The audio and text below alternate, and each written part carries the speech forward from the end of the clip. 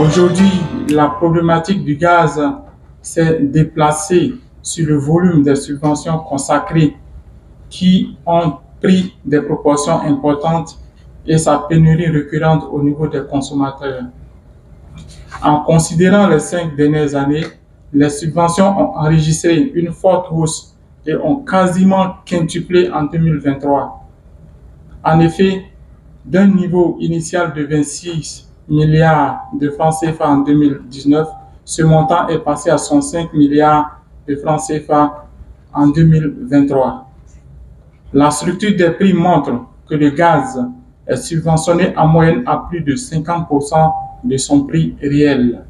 Le comité interministériel de détermination des prix, CDPH, a entrepris plusieurs actions de réflexion et initiatives en collaboration avec les différents acteurs de la chaîne d'approvisionnement de notre pays en gaz en vue de trouver les solutions appropriées.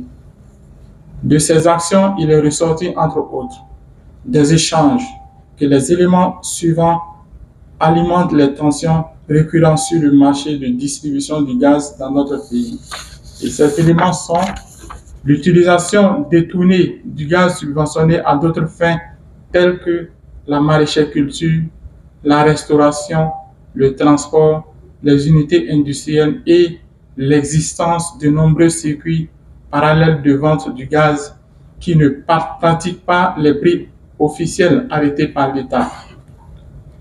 L'enseignement tiré de ces travaux est que pour réduire les subventions du gaz, l'État ne pourrait se contenter uniquement de relever les prix de vente. La présente journée est donc une journée de sensibilisation sur les implications de cette disposition qui indique que désormais, la vente du gaz contenu dans des bouteilles de 1 à 12,5 kg subventionnées par l'État est exclusivement réservée à l'utilisation domestique des ménages qui résident sur le territoire national. À cette occasion, il s'agira de faire savoir aux distributeurs et aux différents maillons de distribution que le gaz subventionné est destiné uniquement aux ménages et que des bouteilles de gaz hors gabarit sont disponibles pour la couverture des besoins non domestiques de gaz, de consommation de gaz.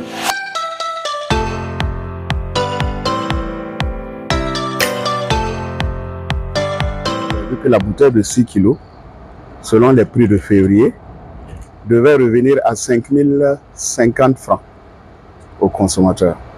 Mais l'État prend le surplus et le consommateur paye seulement 2 000 francs.